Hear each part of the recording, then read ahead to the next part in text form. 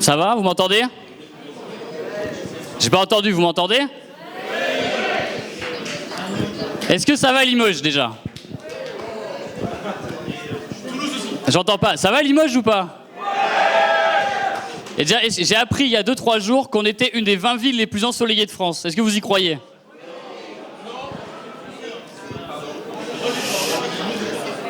Bon, merci beaucoup tout le monde. Merci pour votre présence à cette réunion publique, ça fait vraiment plaisir. On est en pleine période en plus de vacances. Alors je sais que pour certains c'est pas toujours évident, j'imagine. Je sais que Nicolas Sansu avait annulé ses vacances à Dubaï, mais bon bref, ça c'est une autre histoire. Merci beaucoup Nicolas pour ta solidarité. Mais en tout cas, merci tout le monde. C'est vraiment un plaisir de voir que ça faisait un moment qu'on n'avait pas fait de réunion publique et de savoir que vous êtes 150 personnes dans la salle. Bravo à vous.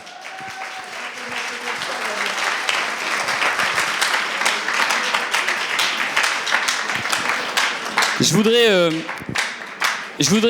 voudrais commencer par remercier déjà tous les militants qui se sont mobilisés pour mettre en place cette réunion publique ce soir, à celles et ceux qui ont tracté, à Candy, Pablo, Nadine, Chloé, Lynn, Pauline, Cathy, Mélanie, Jackie, vous pouvez les applaudir. Au collage, Candy, Fred, au service d'ordre, Daniel, Pablo, Franck, Nicolas, à la décoration, Nathalie, Vincent, Benjamin, Claude, Joël, Nicolas, JLM 87, et à la vidéo, Morgane, Hélène, Roman, Maxime, et à la presse, François. Merci à toutes et à tous pour votre engagement. Merci de faire en sorte que cette soirée soit possible. Merci également tout au fond de la salle à Tristan, directeur de Fakir Édition, d'avoir rendu ce projet possible. Ça fait plus d'1 an qu'on travaille dessus. Merci beaucoup auprès de lui. Vous pourrez acheter le livre d'ailleurs. Et vous pourrez acheter le DVD du camarade Gilles Perret qui a été primé au César il y a quelques jours. Justement. Merci aussi à Cyril Pocréo qui travaille pour Fakir, qui est rédacteur en chef, Cyril. Rédacteur en chef qui a permis à tout cela d'être possible. Merci aussi beaucoup à mes collaborateurs parlementaires et collaboratrices parlementaires qui, sur leur temps bénévole, je le précise pour le déontologue évidemment, ont accepté de lire, de corriger, parfois de même de prêter leur maman qui était aide-soignante pour être interrogée, parfois qui ont demandé au père d'une de leurs copines, parce que ce père en question travaillait à l'Élysée au moment où ils ont créé l'Ondam qui a limité les budgets de la Sécu, donc de demander à cette personne-là de participer. Merci beaucoup à tous les collaborateurs et les collaboratrices qui sont là, Roman, Hans, Maxime et Adrien évidemment, puis Benjamin qui est là aussi, qui ne travaille plus en salarié avec nous mais qui est venu nous aider, Vincent aussi, bon, bref, je pourrais tous les citer. Merci beaucoup aux soignants et notamment à tous les syndicats qui sont présents aujourd'hui. Je pense à la CGT que vous entendrez, je pense au syndicat aussi de la CFDT qui s'est mobilisé sur les urgences, à Sud. Merci à tous les soignants qui se mobilisent encore. Vous savez, au service de chirurgie orthopédique aujourd'hui, à Limoges, ils vont fermer encore des lits. Donc merci aux soignantes qui sont là et qui se mobilisent tous les jours pour faire en sorte qu'on ne ferme pas de lits en Haute-Vienne parce qu'elles aiment leur boulot, elles aimeraient le faire correctement et c'est de ça dont on parlera ce soir.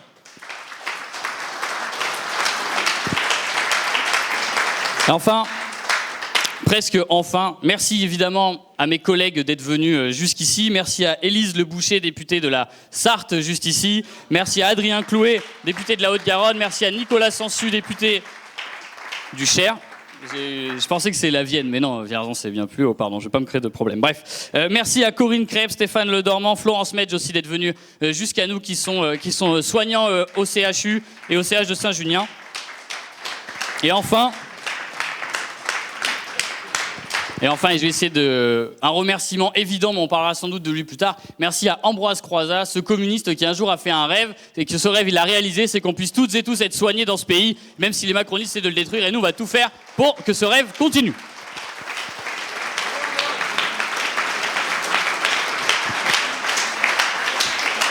Alors, je vous fais un petit planning. L'idée ce soir, c'est que c'est pas moi qui vais vous parler, déjà parce que bon, je parle déjà dans 170 feuilles de ce petit bouquin, mais ça va être surtout mes collègues députés, des soignants qui vont pouvoir vous parler aujourd'hui de la situation de l'hôpital et comment on s'est battu, comment il y en a certains qui se battent dans les hôpitaux, comment d'autres se battent à l'Assemblée pour faire en sorte de sauver notre système de santé. Je touche juste un mot évident parce que vous verrez par exemple, si on avait contacté, j'excuse les députés écologistes qui devaient venir mais qui finalement n'ont pas pu, j'excuse aussi Manon Meunier qui devait venir mais qui finalement est retenu aussi à Paris à l'Assemblée nationale. Merci à elle et eux et puis voilà, merci beaucoup en tout cas, merci à eux. Presque pour aujourd'hui cette table ronde, on va la faire en 3 parties. La première, ce sera de nous interroger sur où est-ce qu'on en est aujourd'hui sur la situation de l'hôpital public. Ensuite, on fera un retour sur l'historique et qui sont les responsables de cette situation-là. Peut-être que vous avez quelques idées, on verra. Et ensuite, quelles sont les perspectives que l'on peut porter pour l'hôpital. À l'issue de ces tables rondes, vous pourrez échanger avec tous les parlementaires sur un temps parlementaire et aussi les intervenants syndiqués et les soignants autour d'un temps informel, ce qui permettra aussi, si vous voulez acheter quelques bouquins, de le faire très tranquillement, et ça permettra à celles et ceux qui travaillent aussi de pouvoir acheter un bouquin avant de partir, rentrer chez eux quand même. Pourquoi ce livre, rapidement? Ce livre, c'était l'idée de faire un livre d'une part sur l'hôpital, mais aussi sur l'Assemblée nationale. Faire un livre sur l'hôpital pour montrer que le problème aujourd'hui qu'il y a dans l'hôpital, c'est un problème qui est systémique. C'est un problème qui, des fois, on a l'impression, c'est mon hôpital, c'est ma direction, des fois c'est vrai, mais des fois c'est aussi un problème qui se diffuse dans toute la France. Et c'est aussi un livre sur l'Assemblée nationale, parce qu'on veut montrer, à travers ce bouquin, et c'est le débat qu'on aura ce soir, qu'avoir voté pour certains groupes politiques, ça a des conséquences sur la santé.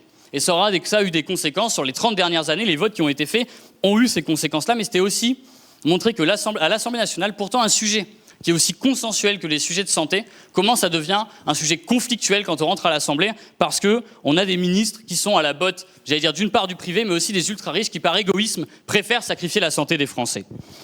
C'est aussi un livre sur le courage et le dévouement. C'est Sarah qui bossait à l'EHPAD de Marcel Faure à Limoges, qui a bossé avec des sacs poubelles et qui a dû faire garder son fils pendant 2 mois pendant le Covid pour ne pas le contaminer. C'est aussi une soignante de Strasbourg qui disait qu'elle était fière de son boulot, même s'il fallait subir pendant le Covid de tous les sacs blancs en entrant. C'est aussi Myriam, qui est la maman d'Ounz, qui est juste par là, qui est donc la maman d'Ounz, qui est soignante en Ile-de-France et qui explique que tous les jours, elle venait sauver des vies à l'hôpital et que pourtant, quand elle rentrait chez elle, c'est ses voisins, elle cachait à ses voisins qu'elle était aide-soignante parce qu'elle ne voulait pas se faire rejeter. C'est aussi un livre sur l'ingratitude, parce que malgré tout ça, on a eu peu de récompenses à la hauteur du service rendu.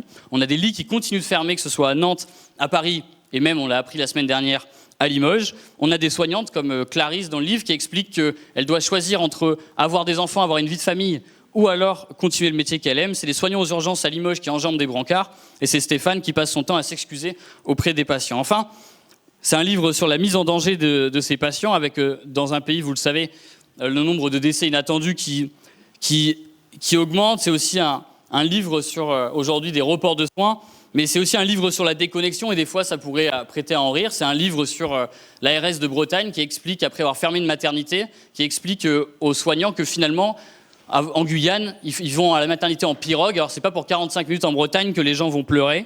C'est un livre aussi où François Braun nous explique que son nouveau budget pour la santé, il va peut-être réussir à changer les ampoules dans les parkings souterrains des hôpitaux. C'est une vraie phrase. Hein. C'est aussi un livre où Agnès Buzyn nous explique que la pénurie de soignants vient du fait qu'aujourd'hui, les jeunes soignants veulent faire du télétravail et donc ne veulent plus être soignants.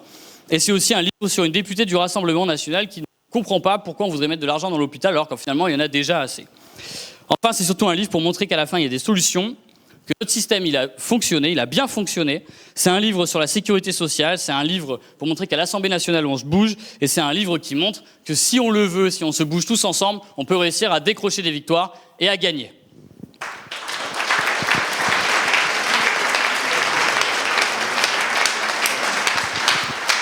Alors, pour ne pas prendre plus de retard, mais je suis dans mes temps. Sans plus attendre, je vais demander à notre super équipe com de nous diffuser la première vidéo, et je vais demander à Corinne Crêpe, Stéphane Ledormand, Élise Le Boucher de venir avec moi sur scène, et vous pouvez les applaudir. 365 décès de plus en 24 heures. L'épidémie de coronavirus a franchi un nouveau cap en France. Il nous faudra nous rappeler aussi que notre pays, aujourd'hui, tient tout entier sur des femmes et des hommes que nos économies reconnaissent et rémunèrent si mal. On veut pas d'applaudissements, on veut pas de médailles, même la prime Covid, on s'en fout. Nous là, ce qu'on veut, c'est juste des lits pour les patients avec des moyens matériels pour soigner correctement et des moyens humains. La crise exige de nous non pas nécessairement de changer de cap, mais très certainement de changer de rythme. J'ai honte de porter la blouse blanche, j'ai honte de représenter l'hôpital public. Malgré toute la bonne volonté des personnels, les patients n'en croient pas leurs yeux lorsqu'ils arrivent aux urgences. Je trouve qu'on devient malveillant pour eux. Des personnels dévoués, mais souvent à bout de force, physiquement et psychologiquement. Des conditions de soins en mode dégradé. On mettait en danger les patients et nous-mêmes. Et donc on a dit non, ça suffit, on n'accueillera plus de patients dans ces conditions. 5-6 jours sur un brancard. Environ 70 patients se trouvent en même temps dans le service, alors qu'il n'y a qu'une quinzaine de box pour les accueillir. Nous, les soignants, on est particulièrement empathiques. Et quand on est face à des situations qui sont d'une pression intense comme ça, où on ne peut pas bien faire notre travail, c'est hyper douloureux. Les raisons de cet engorgement, la fermeture ponctuelle des urgences de Saint-Julien, le manque d'embauche faute de candidats et surtout des fermetures de lits dans les services pour accueillir les patients après leur passage en urgence. J'ai fait des sacrifices pendant le Covid et ça, c'est pas reconnu par la direction, par l'hôpital en général. Les couloirs des urgences totalement encombrés par des brancards. On n'est pas assez nombreux pour traiter dignement les patients. Les soignants qui se retirent parce qu'ils sont plus capables de faire face à cette pression.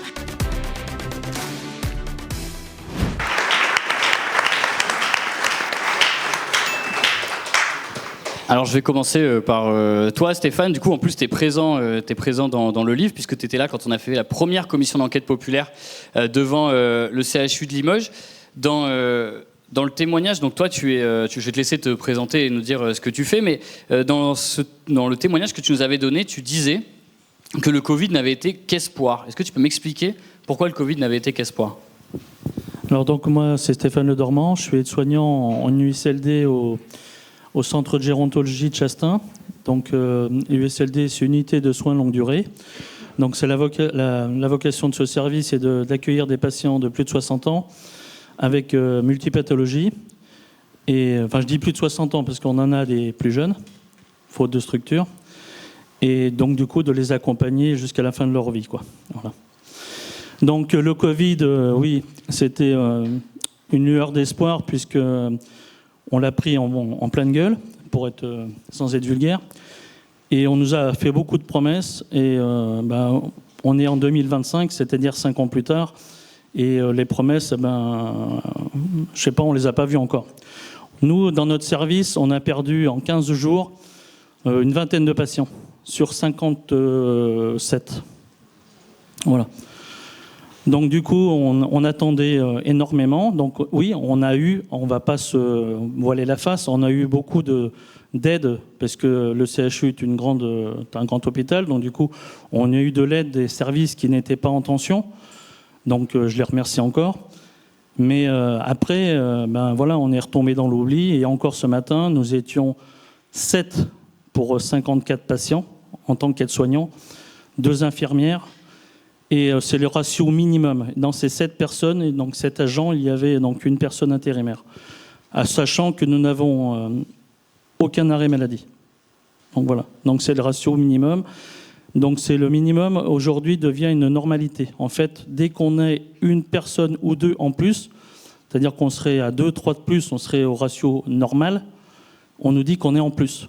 Donc voilà ce qui n'a pas changé en fait depuis le Covid, quoi. Et comment ont évolué les effectifs justement après le Covid ? Est-ce qu'il y a eu quand même... parce que là, tu as l'air de dire qu'il y a eu de moins en moins d'effectifs, c'est de plus en plus difficile de trouver du personnel. Pourquoi ? Qu'est-ce qui se passe chez les soignants ? En fin de compte, nous, là, c'est pas que... on n'a pas eu... c'est-à-dire que déjà, moi, je vais parler de mon secteur. Moi, c'est la gérontologie. C'est un secteur qui n'est pas attractif, dans le sens où on a beaucoup de soins, en fait. L'aide au repas et tout ça, ça fait partie du soin. Donc c'est aussi assez difficile puisque, comme je vous l'ai dit, on prend des patients multipathologies, des personnes âgées, dépendantes, très dépendantes.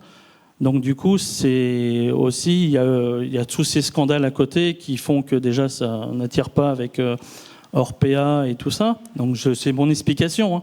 Mais je pense aussi qu'on donne une mauvaise image notamment de Chastin, qui a la réputation d'être un mouroir, et ce qui n'est pas totalement vrai. Puisque, oui, les gens ils viennent finir leur vie, je parle dans mon service, mais on essaye aussi de leur apporter une vie digne quand même, une fin de vie digne. J'ai dit on essaie avec nos moyens. Mais bon, voilà, on en manque. Et d'ailleurs, tu dis dans un témoignage que toi, tu passes ton temps à t'excuser auprès des patients. C'est-à-dire qu'en fait, j'ai quitté une usine parce que je travaillais chez GMS à la Souterraine. Et j'en ai retrouvé une autre, en fait. Donc c'est pour ça que le manque de temps fait que on est obligé d'enchaîner les patients les uns derrière les autres parce qu'on a tant de temps, parce qu'on a aussi la partie soins, mais on a aussi des parties administratives en plus.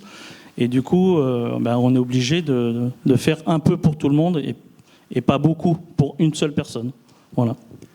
Merci beaucoup Stéphane pour ton témoignage. J'ajouterais, avant de passer à Corinne, j'ajouterais juste l'exception, c'est que les GMS, à chaque fois qu'ils ont été rachetés, on a épongé les dettes à chaque fois, mais pour l'hôpital public, par contre, on trouve aucun moyen d'éponger la dette, peut-être parce qu'un jour, on attend le repreneur privé pour... C'est effectivement ce que j'ai dit dans le livre, et effectivement, donc du coup, c'est ça qui est impressionnant, c'est que les dettes pour les patrons voyous qu'on a eus en tant que GMS, la dette a toujours été épongée, quoi. Voilà. Merci beaucoup, merci Stéphane. Corinne, toi, tu es au centre hospitalier de Saint-Junien, qui se fait beaucoup connaître quand même depuis peut-être maintenant un peu plus d'un an pour les fermetures régulières des services des urgences. Alors si François Braun, l'ancien ministre de la Santé, était là, il nous dirait que c'est faux, que ce que tu racontes est faux. Mais du coup, est-ce que tu peux un peu m'expliquer pourquoi il y a ces fermetures-là, comment toi tu vois les choses avancer et un peu les conséquences que ça peut avoir ?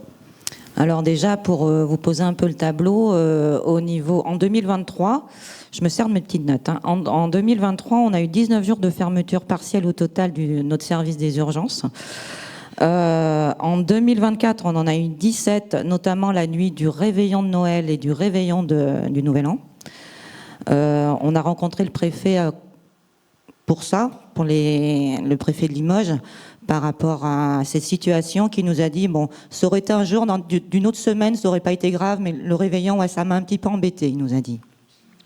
Donc voilà la réponse de monsieur le préfet. C'est-à-dire qu'on tombe pas malade en dehors du réveillon. Voilà, c'est ça. On ne tombe pas malade les jours de fête. Et depuis le début de l'année, nous en avons eu 2. Et d'autres dates vont être annoncées. Et c'est surtout par un manque de personnel médical. C'est-à-dire que nous n'avons pas de médecins qui restent dans nos urgences pour effectuer les 24 heures de garde et assurer le service 24 heures sur 24, 7 jours sur 7 et 365 jours par an.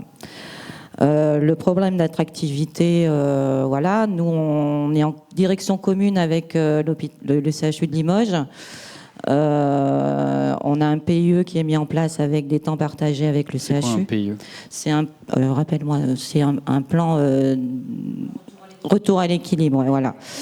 Et donc, ce qui fait que nous sommes en difficulté financière depuis... c'est un plan de retour à l'équilibre financier, c'est pas un plan de retour à l'équilibre pour ouvrir les urgences et un équilibre sanitaire. Non, c'est pas ça, d'accord. Et c'est ce qui fait qu'au niveau attractivité pour les médecins, effectivement, quand on a un hôpital qui est en déficit, ils vont pas forcément pousser la porte de notre hôpital. Nous avons notre établissement qui est en grande difficulté de par son infrastructure qui est en train de se dégrader plus. Il n'y a pas eu d'investissement depuis de nombreuses années dû à nos problèmes budgétaires. Nous avons rencontré les directeurs d'ARS 87 il n'y a pas longtemps, le nouveau directeur, monsieur Tenaille, qui nous a assuré qu'il voulait continuer l'offre de soins que faisait l'hôpital de Saint-Junien, parce que l'hôpital de Saint-Junien a toute sa place sur notre territoire, parce qu'on dessert aussi la Charente-Limousine. Donc voilà, mais malgré tout ça, nous n'avons pas de budget supplémentaire alloué à notre établissement pour permettre à faire tous ces travaux de réhabilitation, réinvestir dans le matériel qui devient manquant et criant auprès du personnel qui se fatigue et s'use à longueur de journée, surtout dans les EHPAD. Nous avons des vestiaires, pour vous citer un exemple, un vestiaire qui s'effondre, donc il y a des bâches, il y a des l'eau s'infiltre partout, enfin voilà, et tout est en stand-by et rien n'est fait. Nous avons mobilisé énormément de soignants, la population, nous avons alerté la population, nous avons fait énormément de mobilisation par rapport à ces menaces par rapport à ces suspensions d'activité des urgences, par rapport aussi à une menace de fermeture d'un service de SSR par manque de médecins aussi. Nous avions SSR, interpellé SSR, donc Service de soins et de réadaptation. Je demande à chaque fois parce qu'on c'est vrai qu'on utilise toujours. À la fin, ça finit en PSE, PIE voilà. et tout. Donc, Et donc, les mobilisations ont fonctionné. La population a été très présente, les soignants aussi, et seulement le gouvernement ne nous entend pas, le ministère non plus, et l'ARS a été jusqu'à très peu de temps nous mettre un plan d'efficience en place, de manière à relancer l'activité, sauf que nous n'avons pas les budgets alloués pour relancer ces activités qui pourraient permettre notre établissement de sortir la tête de l'eau. Ça veut dire que vous avez gagné d'une part localement, vous avez fait plier l'ARS, mais l'ARS ne peut pas parce qu'ils n'ont pas l'argent qui vient du gouvernement. C'est ça. Ok, d'accord. Donc c'est que même à la fin, quand vous gagnez et qu'il y a une victoire, du coup, on a le gouvernement qui bloque. On est freiné après le ministère. Et le directeur de l'ARS nous a dit, comme M. Macron, qu'il n'y avait pas d'argent magique et que effectivement, voilà, les restrictions sont sur l'hôpital public. Très bien, merci beaucoup Corinne pour ton témoignage. Élise, on a toujours les applaudissements d'Adrien, mais c'est très bien Adrien, tu prendras ton chèque de chauffeur de salle à la fin sans aucun problème évidemment. Élise, toi du coup, tu es députée de la Sarthe déjà, merci beaucoup d'être venue jusqu'à nous, depuis les terres de François Fillon que tu as eu du mal à quitter pour venir jusqu'à la Haute-Vienne, merci beaucoup.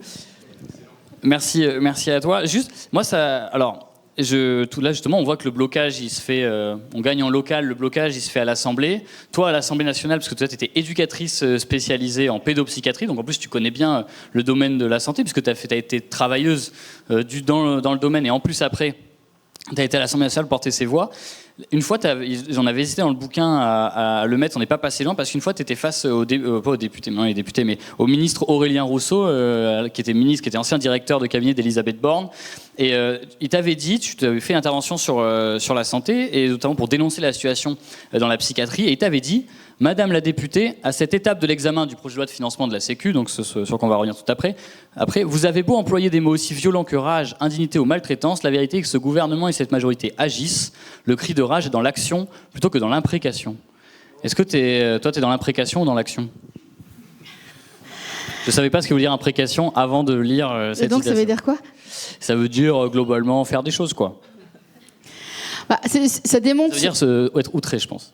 Alors déjà, merci pour l'invitation et merci pour ton livre. Et je te le dis aussi en tant que soignante, voilà, donc éducatrice spécialisée, certes, mais en pédopsychiatrie et engagée syndicalement, donc auprès de tous mes collègues, voilà, de la santé en Sarthe. Donc merci pour ce bouquin.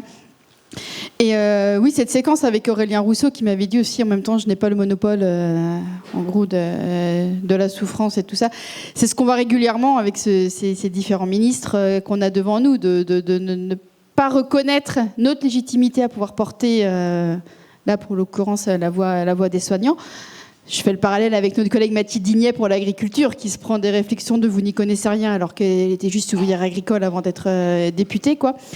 Donc cette façon de nier du coup la voix qu'on peut porter, même quand en face d'eux ils ont des députés qui quelques temps avant étaient vous êtes mes collègues, quoi.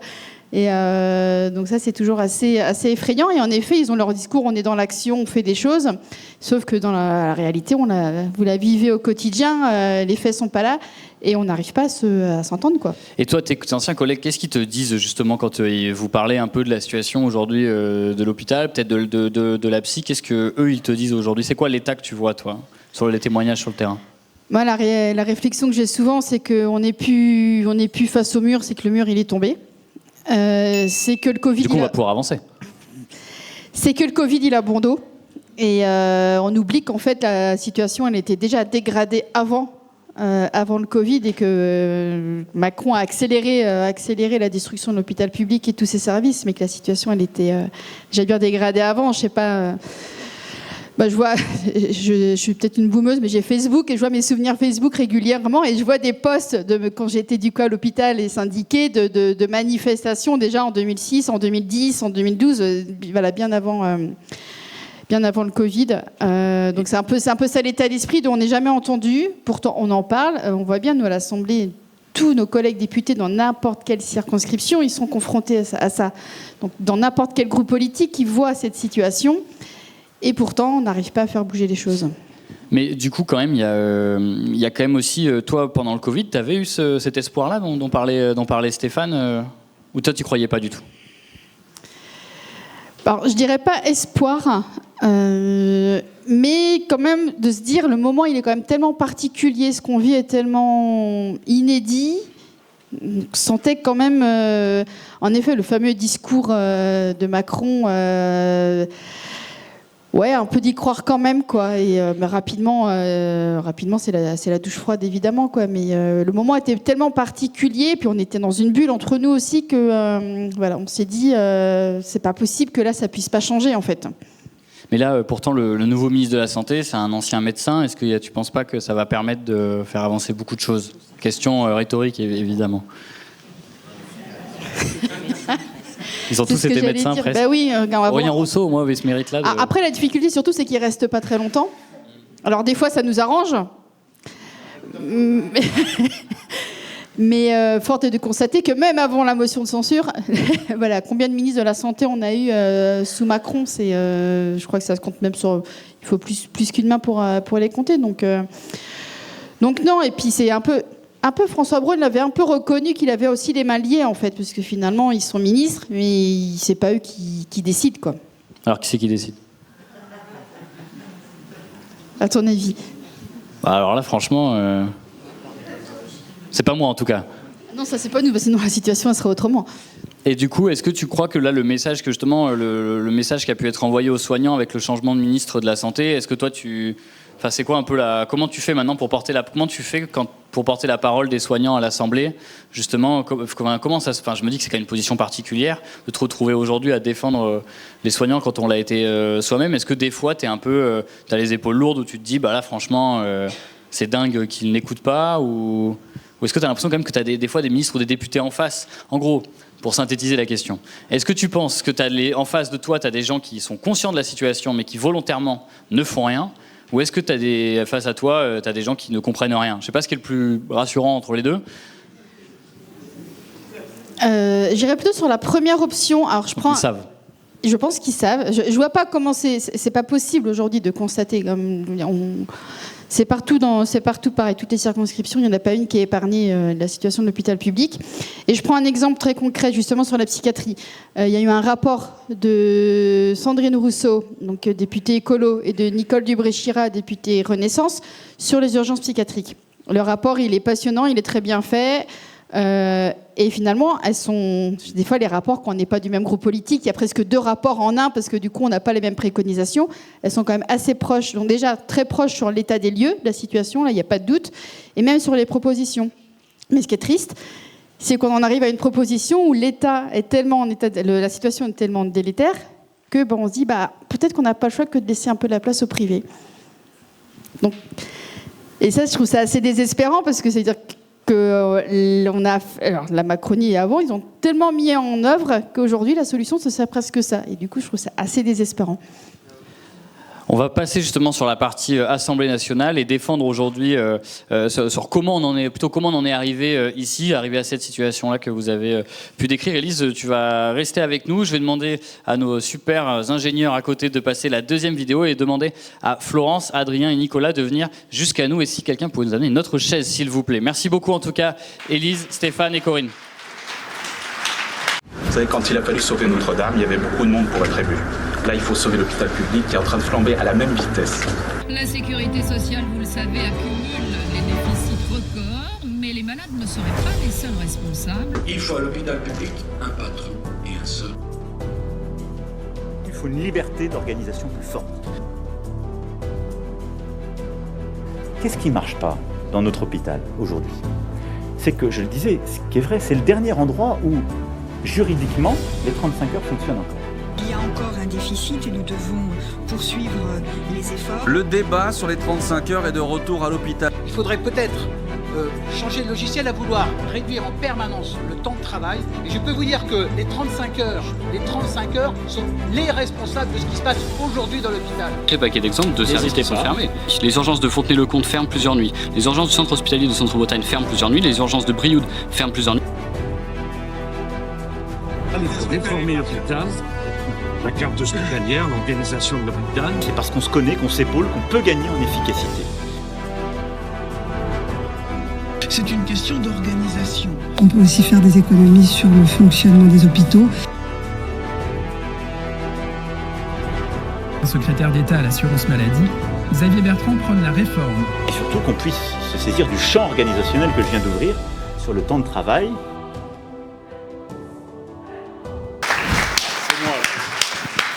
Alors, la caution de gauche qui va parler. Merci beaucoup Nicolas Sansu, donc député du Cher, d'être venu jusque nous. Merci beaucoup, vous pouvez l'applaudir encore une fois. Merci pour ta présence. C'est pas la première fois que tu viens en Haute-Vienne? C'est la 3e fois. C'est la 3e fois de ta vie? Non. Non, c'est la 3e fois qu'on fait une réunion publique ensemble par contre. C'est la 2e fois, 3e fois. On a fait le Palais-sur-Vienne, sur les déserts médicaux. J'ai fait Saint-Junien, je crois. Ah, mais c'était pas avec moi. Bah non. Je crois. Ah, bah pas obligé d'être toujours avec toi non plus. Ouais, bon, bah, tu sais. C'est un combattant, hein, excusez-nous. Merci beaucoup Nicolas. Alors toi en plus t'es membre du groupe gauche démocrate à l'Assemblée nationale, t'es membre et républicaine, pardon, membre du Parti communiste français, ancien maire de Vierzon où vous avez ouvert d'ailleurs des centres de santé pour permettre à la population de se faire soigner avec le CHU. Alors peut-être juste pas de CHU hein. CH pardon, Vierzon, oui. CH. OK, autant pour moi. T'es membre du même parti que l'un des principaux fondateurs de la sécurité sociale, Ambroise Croizat. Est-ce que tu peux m'expliquer comment on est passé d'un système géré par les travailleurs à ce qu'on a là aujourd'hui? Alors, tu as raison, s'il y a une constante dans notre pays, c'est qu'on a toujours aimé, et c'est bien, hein, depuis la Révolution française, mettre en place la collectivisation d'un certain nombre de moyens pour répondre aux besoins de nos concitoyens. Et je pense que ça, c'est fondamental. Ça n'existe pas seulement depuis Ambroise Croizat. Avant Ambroise Croizat, avant la guerre, il y avait des dispensaires, il y avait des hôtels-dieux partout, et je disais sous forme de boutade, ça coûtait pas cher parce que les bonnes sœurs, elles coûtaient pas cher. Donc c'était un choix, mais en tout cas, il y avait un choix de soigner la population de manière collective, et ça a toujours existé. Alors évidemment, le système de sécurité sociale mis en place après-guerre par Ambroise Croizat et par d'autres, parce que n'oublions pas que ce sont aussi les syndicats qui poussaient à ce moment-là pour mettre en place ce système, il s'est mis en place sur 2 piliers. Alors la sécurité sociale, c'est la médecine libérale, la médecine hospitalière. Et il s'est mis en place sur un pilier fondamental, c'est le paritarisme. C'est-à-dire que ce qui a compté, c'est que c'était les salariés et le patronat qui devaient gérer les moyens mis à disposition pour soigner les gens, pour s'occuper des vieux travailleurs, comme on disait, parce que c'était comme ça, et s'occuper de la famille. À cette époque-là, il n'y avait pas encore les accidents du travail, etc. C'était pas encore la 4e branche. Et puis, je pense que les libéraux se sont dit, il y a un problème. Si on ne met pas la main dessus, alors il y a 2 moyens de mettre la main dessus. À la fois en cassant le système public, mais de l'autre côté, c'est en s'immisçant dans la gestion du système. Et il fallait à tout prix que l'impôt rentre à l'intérieur. Et c'est ce qui a été fait par la CSG. Voilà, je le dis très clairement. Quand on a choisi de ne plus faire payer par la cotisation, mais aussi par l'impôt, évidemment, l'État re-rentre dans le jeu, puisque c'est l'impôt. Puisque c'est l'impôt, l'État re-rentre dans le jeu et commence à imposer ses conditions. Avec un projet de loi de financement de la sécurité sociale en 1996, qui a été créé après par Juppé, mais aussi avec des ruptures majeures. Les ruptures majeures, c'est l'hôpital public jusqu'aux années 2000, c'était du service public. Vous aviez des crédits pour des missions d'intérêt général. Et on est passé à ce qu'on a appelé la T2A, la tarification à l'activité. Et ça a créé, y compris des inégalités terribles entre petits hôpitaux comme Saint-Junien et grands hôpitaux. Parce que les grosses opérations rapportent, alors entre guillemets, hein, et les petites opérations coûtent. Parce que vous avez des vieux qui sont en USLD, ils coûtent cher. Unité de soins de longue durée. Hein ? Unité de soins de longue durée. Ça a été dit tout à l'heure par le camarade. Unité de soins de longue durée qui coûte cher, ou en soins de suite rééducation qui coûte cher, alors que les jeunes qui vont se casser une jambe et qui sortent le lendemain, ou qui font une prothèse de hanche et qui sortent le lendemain, ça coûte pas cher et ça rapporte. Et donc cette tarification à l'activité a créé justement des inégalités et a fait aussi une course à la recherche des malades rentables. Ce qui a fait que le privé, d'ailleurs, s'est positionné sur des secteurs extrêmement rentables et a abandonné un certain nombre de secteurs. Vous savez, les maternités, alors il y en a un peu dans le privé, mais c'est pas leur cam, hein, parce que les maternités, ça coûte cher. Et donc, il faut savoir que c'est ça qui a été aujourd'hui un vrai sujet.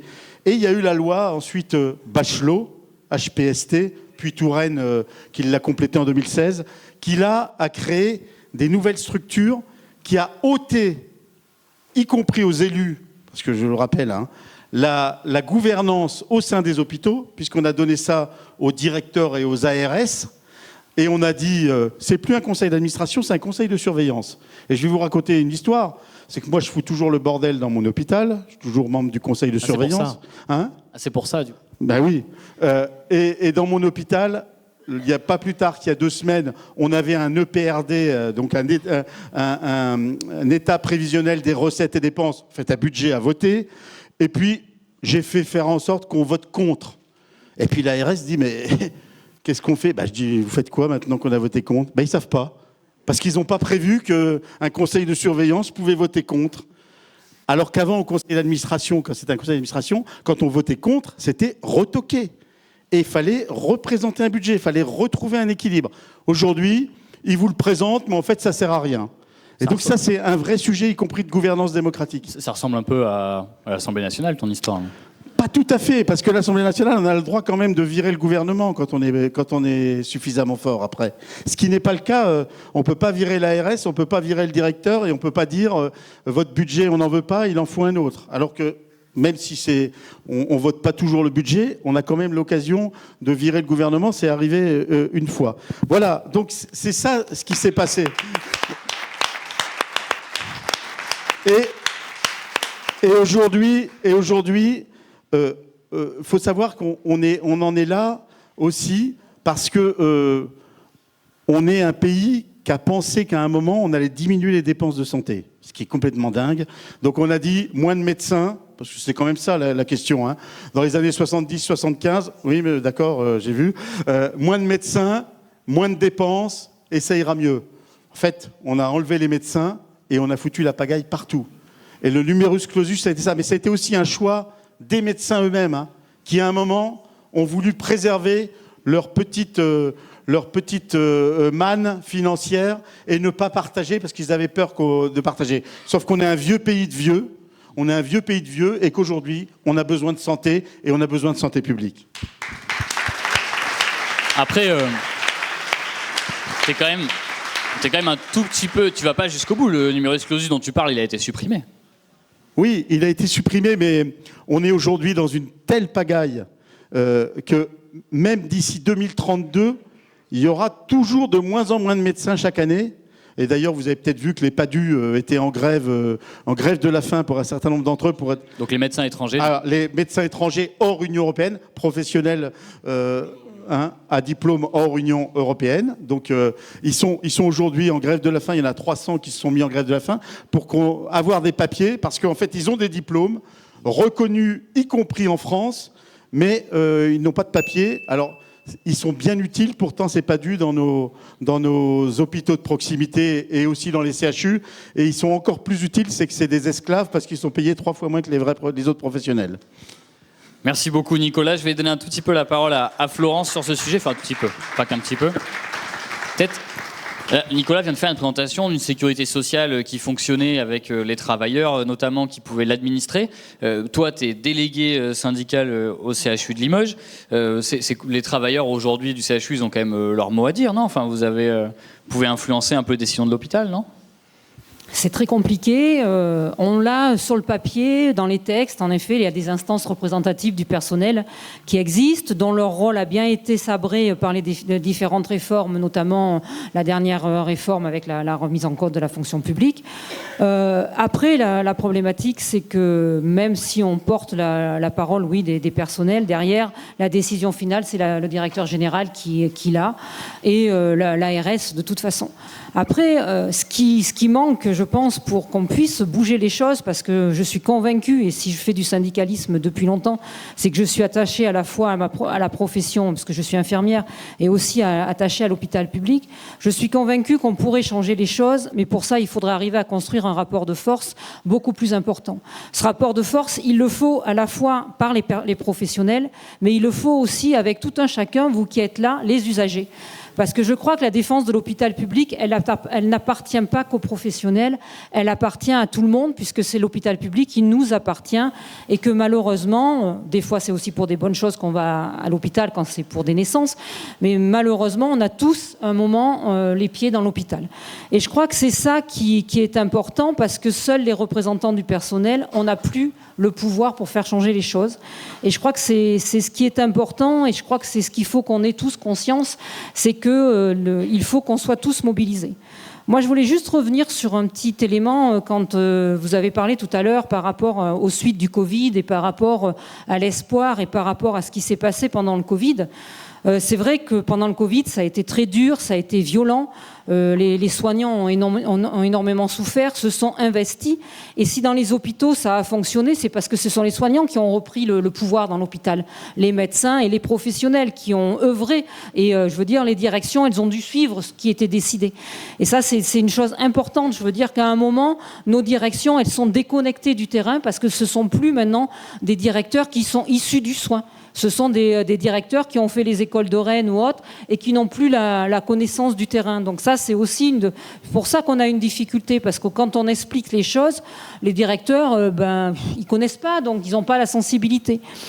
Et quand on a parlé d'espoir, moi j'ai eu de l'espoir, alors pas par le discours de Macron, parce que j'y ai jamais cru, mais j'ai eu de l'espoir parce qu'au mois de juin, juste après la vague du Covid de 2021, les salariés ils sont sortis dans la rue. On a eu des mouvements de personnel importants, parce que les professionnels, ils attendaient des choses, ils attendaient des revendications, notamment salariales, des embauches et tout, et on y a beaucoup cru. Et moi, j'y ai cru vraiment, et c'est vrai, je me suis dit, là, on est à la veille de quelque chose. Et la preuve, le gouvernement aussi, il a eu la trouille, parce qu'il a vu que ça bougeait, il a vu que les usagers étaient derrière les professionnels et tout. Malheureusement, ils nous ont pondu un Ségur qui a été signé par quelques organisations syndicales et qui a tout cassé, parce que ce Ségur, les professionnels ont cru que ça allait leur changer les choses, mais 183 € de revalorisation de salaire, c'était de la merde. Et derrière, il n'y a pas eu les embauches, il n'y a pas eu de plan d'attractivité, il n'y a rien eu pour derrière changer les choses. Et maintenant, pour mobiliser les professionnels, en effet, c'est difficile, parce qu'ils se sont rendus compte qu'on s'était foutu de leur gueule, et que derrière, voilà, leur faire prendre l'espoir, c'est compliqué. Ils sont très résignés, ils ont la tête dans le guidon, parce que leurs conditions de travail sont tellement difficiles que voilà, ils luttent pour continuer à donner des soins de qualité, pour la sécurité. Ils ont la trouille parce qu'ils bossent en se disant quelle connerie j'ai faite aujourd'hui, parce que j'en ai pas assez nombreux, on court partout. Et ça, c'est difficile. Et moi, je me dis qu'à un moment, on peut changer les choses. On a eu l'expérience, vous l'avez peut-être vu, tu en as parlé Damien, du service d'orthopédie sur le CHU de Limoges qui ferme des lits. On est arrivé un peu à mobiliser les professionnels, parce que derrière, on leur supprime des postes.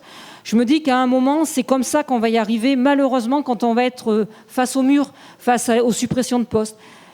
Donc dire qu'on va pouvoir changer les choses, les organisations syndicales seules, même si j'y crois, même si je me bats, je me dis que non, on ne le fera qu'avec les usagers et qu'avec les professionnels. Merci beaucoup Florence. Merci beaucoup Florence, mais dans cette idée-là, toi, Adrien, du coup, construire le rapport de force avec tous les collègues de l'Assemblée nationale. D'ailleurs, petite parenthèse, on peut applaudir aussi Adrien Clouet. On peut applaudir Florence et Adrien Clouet qui est venu depuis la Haute-Garonne jusqu'à nous. Ce serait... Et qui après prend un bus de nuit pour remonter à Paris à 1h du matin. Donc c'est pour vous dire le courage quand même du personnage.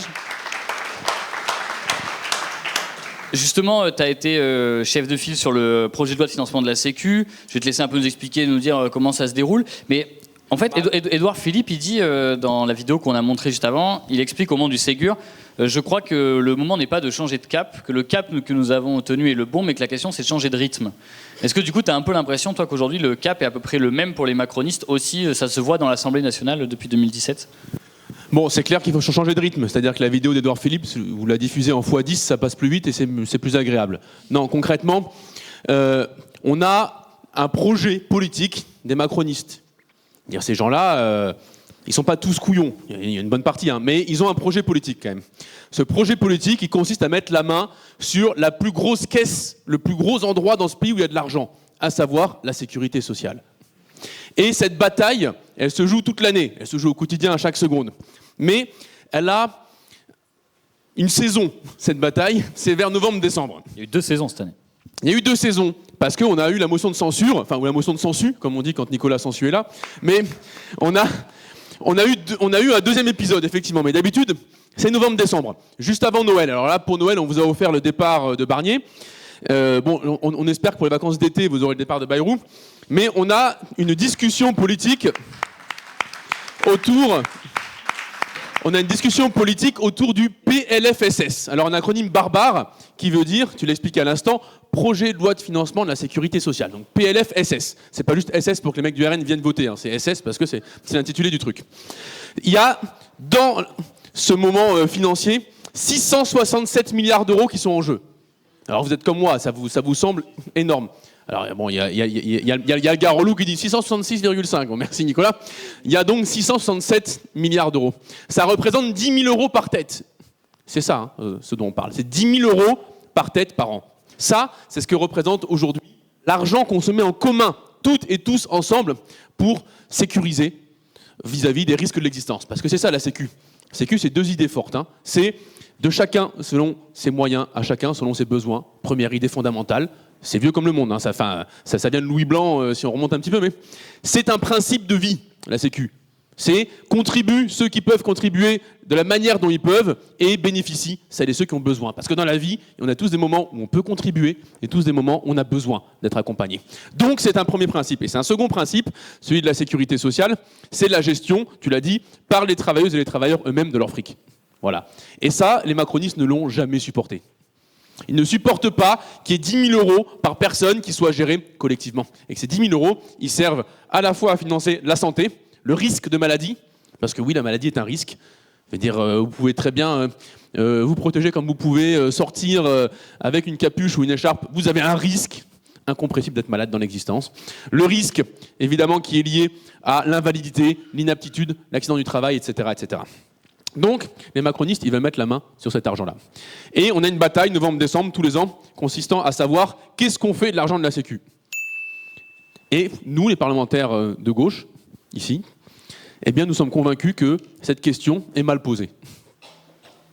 Elle est d'abord mal posée parce que le sujet n'est pas de savoir combien d'argent on met dans la caisse pour l'utiliser après. La question est de savoir quels sont les besoins de la population et d'en déduire l'argent qu'il faut. Premier élément. Deuxième élément, parce que on pense que c'est pas forcément parlementaire de décider de ça, mais c'est aux travailleurs eux-mêmes de le faire. Et que donc c'est un double hold-up que d'avoir ce projet de loi de financement de la sécurité sociale. Et comme tout hold-up, comme tout film, comme tout polar, comme tout film de casse, il y a un grand méchant, à l'époque c'est Alain Juppé. Donc c'est entre 2 affaires judiciaires, c'est le moment où il a 6 mois tranquille, c'est le moment où il décide de piquer de l'argent dans la Sécu. Mais pour ça, il n'a jamais été poursuivi, rassurez-vous, il n'y a pas de difficulté.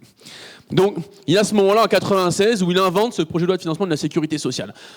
Alors, avant, la Sécu, elle marchait. Hein. Les cartes vitales n'explosaient pas, comme pourrait le dire Elisabeth Borne.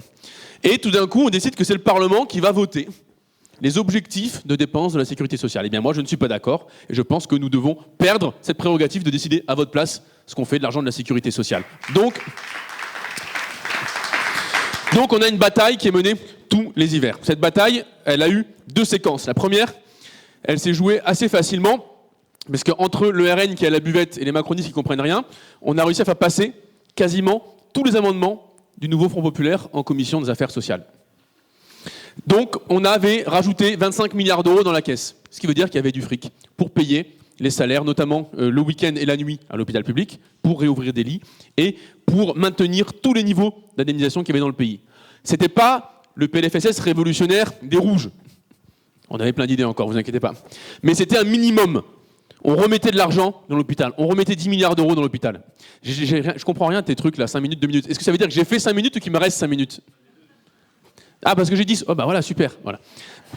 Non mais c'est pas clair leur histoire là, on n'y comprend rien, j'ai l'impression de discuter le bout de gras avec des macronistes, il y a 1 milliard, 2 milliards, 3 milliards, je comprends rien. Bon, donc il y avait 10 milliards qui étaient rajoutés dans la caisse grâce à l'amendement du NFP.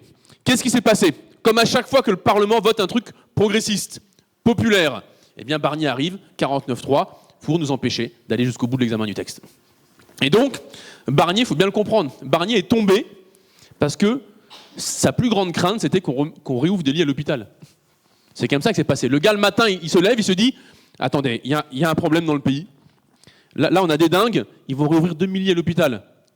Je préfère engager la responsabilité et risquer de tomber que de voir se réouvrir 2000 lits à l'hôpital. » Ça, c'est Barnier. Bon, ça tombe bien, il est tombé sur nous, donc c'est-à-dire qu'on l'a dégagé. Et on a redémarré la bataille en janvier. On a redémarré la bataille en janvier avec une difficulté, cette fois-ci plus grande. D'abord, c'est que l'extrême droite a décidé de s'allier directement avec les macronistes. Dès le début. Ils ont voté tout ce que les macronistes proposaient. Et ils ont voté contre tout ce que nous, on proposait. Au lieu de rester à la buvette. Non, mais il vaut encore mieux un député RN alcoolisé pas là qu'un député RN présent, hein, franchement. Mais c'est pas terrible dans les deux cas. Malheureusement, on a eu droit à leur présence. Donc, ils ont soutenu les macronistes sur tout. Bilan, cette fois-ci, nos amendements ne sont pas passés. Et puis surtout, eh bien, la motion de censure n'a pas été votée. C'est-à-dire que Bayrou a imposé son projet de loi de financement de la sécurité sociale. Et qu'est-ce qu'il y avait dedans? Des horreurs absolues. Notamment une ponction de 3,7 milliards sur l'hôpital public. 3,7 milliards retirés à l'hôpital public. Alors on ne sait pas ce qu'ils vont retirer encore. Ils diraient peut-être que les gens vont venir sans blouse, même ils seront en sous-vêtements pour travailler, on ne sait pas. Mais ils arrivent à retirer encore 3,7 milliards d'euros à l'hôpital public. On ne sait pas où ils vont les trouver. On ne sait pas où ils vont les trouver, mais ils les retirent. Alors il n'y a pas que des perdants, hein. Parce que les grands laboratoires pharmaceutiques, eux, ont bénéficié de 1,6 milliard d'euros de cadeaux. Alors, on n'appelle pas ça un cadeau. Non, attendez, soyez pas de mauvaise foi. On appelle ça une clause de sauvegarde. C'est-à-dire que c'est une clause que vous signez, vous, pour sauvegarder leur profit à eux. C'est une clause de sauvegarde. Donc, ils ont gagné 1,6 milliard d'euros, qui ont été directement transférés, si on prend le bilan comptable, directement transférés de l'hôpital public vers les grands laboratoires pharmaceutiques. Voilà, ça c'est le bilan de cette séquence. Avec tout de même, disons-le, des victoires. Et des victoires pas liées au vote de l'Assemblée, mais liées à notre recours auprès du Conseil constitutionnel. Vous savez, c'est là où on recycle les gars condamnés, enfin, qui ont des affaires de corruption. Richard Ferrand, pense à toi. Donc, le Conseil constitutionnel a invalidé 2 dispositions de ce PLFSS, grâce au recours qu'on a mené, nous, les députés insoumis. Le premier, c'est ce qu'ils appellent la taxe lapin. Alors, c'est pas un truc pour les options végétariennes à la cantine. Hein. Taxe lapin, c'est un truc qui est lié à votre rendez-vous médical. Tu sais ? Non, ça n'a rien à voir avec ça. Je n'ose même pas répéter les blagues qu'il fait. Mais taxe lapin, c'est l'idée que quand vous prenez un rendez-vous chez votre médecin, eh bien, on vous taxe si jamais vous n'avez pas pu honorer le rendez-vous. Par exemple, vous avez un rendez-vous à la CAF qui s'est mis au même moment. Par exemple, vous êtes en intérim et l'employeur vous appelle pour vous dire il faut être là dans 2 heures. Eh bien, on vous fait payer du fric.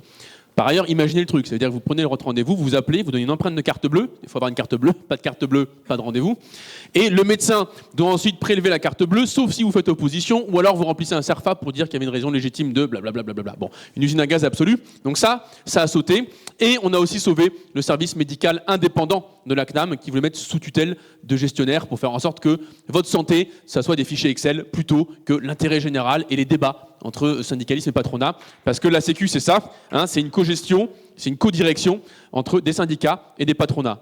Et le patronat, alors aujourd'hui, c'est moitié-moitié, par des conseils. En 45, c'était une ambiance un peu plus agréable, parce que c'est 3 quarts, 1 quart. Il y avait 3 quarts de syndicalistes et 1 quart de patrons. Ah, ben, quand vous négociez que la moitié du patronat est en prison, le rapport de force est un peu plus facile. C'est 1945. Non mais ça aide. Qu'est-ce qu'ils avaient fait ? Il y en avait beaucoup qui avaient fait des 5 ans d'allemand LV1, si tu veux. Donc ça avait un peu conduit à des polémiques en 45, tout à fait justifiées. Et donc les gars ont tout signé, quoi, si vous voulez. Ça a mis une ambiance de travail que moi je trouvais plus cordiale et plus chaleureuse. Donc on avait imposé comme ça le paritarisme, on a perdu un peu pied depuis. Bon. Quoi qu'il en soit, ce PLFSS, c'est un grand moment de bataille. C'est 10 000 € par tête. On a remporté des victoires, on est capable de le faire. Et ce qui est certain, c'est qu'à chaque fois qu'on rentrait dans cette commission des affaires sociales, puisque tu es venu à plusieurs reprises dans ce PLFSS. Souvent même d'ailleurs. Non mais à plusieurs reprises, une fois ou deux. Non mais on n'y est pas resté 40 jours quoi. Je veux dire, ça n'a pas duré 40 jours, mais tu es quand même venu assez régulièrement mener la bataille avec tout le monde dans le PLFSS. On tournait. Non mais on tournait. Mais t'as pas dit que t'étais chef de file. Ah oui, c'est vrai que je l'ai pas dit. Non, mais t'as pas dit, donc c'est pour ça que je le répète. Du coup, je m'en souvenais plus, quoi. Bah, je vois bien. Et ce qui est important, c'est qu'à chaque fois que Damien il vient, je vous le dis parce que c'est votre député, et qu'il prend la parole sur les textes, vous avez 2 émotions dans le regard des macronistes. La première, c'est l'angoisse. Les gars se disent, on n'avait pas compris ce truc-là. C'est le premier truc qui se passe à chaque fois qu'il prend la parole. Et le deuxième, c'est la terreur au bout de 30 secondes que les gars se disent, en plus, on n'a rien compris au dossier, et lui, il a tout compris. Voilà. Ben ça, c'est le quotidien de ce qu'on a eu en commission affaires sociales, dans la bagarre sur le PLFSS, en la menant toutes et tous ensemble. Merci beaucoup. Merci beaucoup, Adrien. Peut-être juste un mot à rajouter de ton côté, Nicolas, parce que tu as eu un tout petit peu moins de temps. Ah, c'est pour ça. Toi, tu croyais que c'était peut-être juste un. Il y a un truc que j'ai du mal à comprendre parce que il y avait une de nos militantes là, Jackie, qui est là, qui me disait est-ce que finalement, c'est pas l'égoïsme des riches qui met en danger la santé des Français? Non, là, il va me lancer sur un truc dangereux. Ou est-ce que tu penses pas plutôt que c'est les gens qui viennent pour rien aux urgences? Comment? Ou est-ce que tu penses pas plutôt que c'est les gens qui viennent pour rien aux urgences? Non, je pense que les gens ne viennent pas pour rien aux urgences. Je pense d'abord qu'il y a un vrai problème aux urgences. Bon, il y en a à Saint-Junien. Moi, j'ai Bourges dans ma circonscription, avec un bordel sans nom, c'est-à-dire avec des SMUR qui ne sont plus assurés par le centre hospitalier de référence. Ça veut dire que c'est les 2 hôpitaux de proximité, Vierzon et Saint-Amand-Montrond, qui doivent venir en soutien de Bourges, ce qui quand même pose problème à un moment, mais c'est comme ça. Mais au-delà de ça, les gens ne viennent pas pour rien aux urgences. Ils viennent d'abord parce qu'ils n'ont plus de médecins traitants. Parce que la permanence des soins n'est pas toujours bien assurée. Non, je le rappelle, parce que ça a été abandonné. On reviendra juste après sur les solutions, justement. Si excuse-moi. Et ensuite, sur la question des financements, il est clair que vous avez 666,5 milliards d'euros pour la Sécu, puis vous avez un patrimoine des 500 plus grandes fortunes qui est de 1200 milliards. Il faut le savoir. C'est-à-dire, alors, il y en a un, c'est un flux, l'autre, c'est un stock. Mais ça veut dire que depuis 7 ans, ça a triplé. C'est-à-dire qu'ils ont gagné plus de 800 milliards depuis 7 ans. Là, c'est du flux, c'est pas du stock. Eh bien ça, je pense qu'à un moment, il faut savoir aussi où est-ce qu'on peut prendre un certain nombre de recettes et de ressources. Et on a eu le bonheur de voter la taxe dite Zuckman il y a très peu de temps à l'Assemblée nationale, qui permettrait de dégager 15 à 25 milliards, ça dépend comment on le calcule, mais en tout cas qui permettrait de demander aux plus riches de ne pas s'affranchir de leurs devoirs, parce que c'est ça la question. C'est notre réalité, c'est-à-dire un pays qui normalement est assis sur des principes qui ont été rappelés par Adrien, et notamment celui de chacun contribue selon ses besoins aux charges de la nation et selon ses moyens aux charges de la nation pour répondre aux besoins de tout à chacun. Voilà. Et je crois que ça, c'est extrêmement important. Et donc, c'est vrai que dans ce cadre-là, c'est aussi un sujet sur la question des ultra-riches, parce qu'on est dans un pays où on nous explique qu'on étrangle tous les riches, on étrangle avec la fiscalité, mais on est le pays qui distribue le plus de dividendes et de rachats d'actions eu égard à la réalité économique du pays. Voilà, c'est ça la réalité. Merci beaucoup. Merci beaucoup à vous 4. On va passer à la 3e partie. Je vous garde, collègues parlementaires. Je te libère un peu, Florence. Merci beaucoup, que vous pouvez applaudir encore à nouveau. Vous feriez mieux d'aller au CHU. Il y a 15% de soignants qui sont absents. Oui, ils sont tous en burn-out. Et là-bas, on sent directement les effets de votre politique.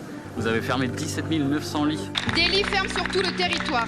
La solidarité régionale ne fonctionne plus. L'ambulatoire sature. Une équation insoluble, parce qu'elle laisse une inconnue. Comment sortir de cet état de crise permanent et surtout, comment soigner avec humanité?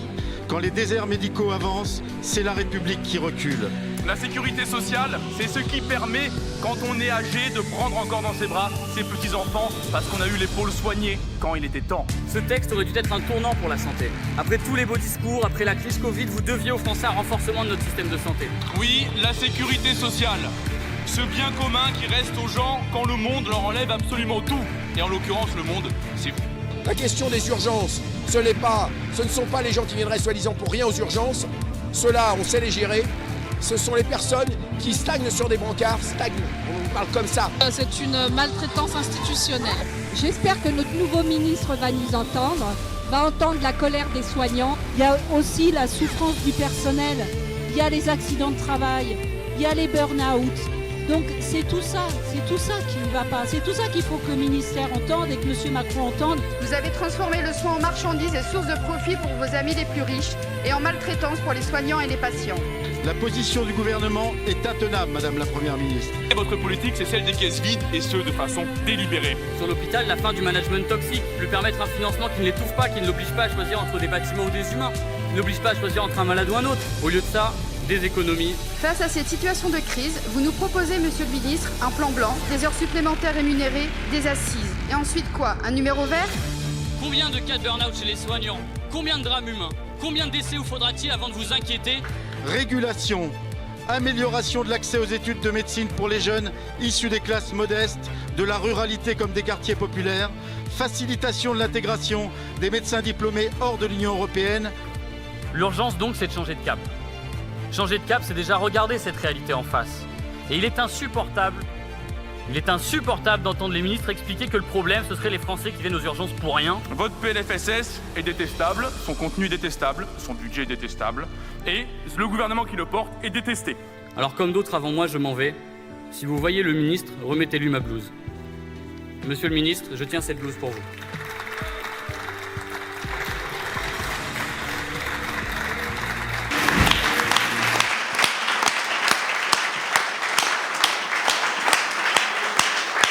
Vous pouvez applaudir Roman pour la vidéo, hein, franchement, gros boulot. Pour les 3 vidéos.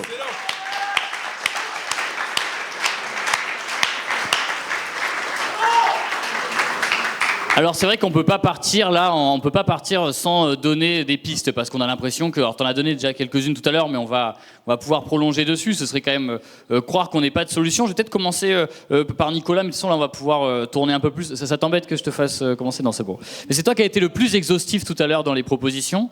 Tu fais partie du groupe de travail transpartisan sur les déserts médicaux avec Adrien, avec Élise aussi et moi-même. D'ailleurs tu étais venu pour ça au Palais et pour les gens qui, petit cours de rattrapage pour ceux qui n'étaient pas là au Palais, on a noté vos noms de toute façon. Du coup, est-ce que tu peux me donner aujourd'hui quelques pistes qui existent, notamment parce que toi, à Vierzon, vous avez eu quelques solutions, vous avez mis quelques solutions en place justement pour pallier au manque de l'État, aux carences de l'État.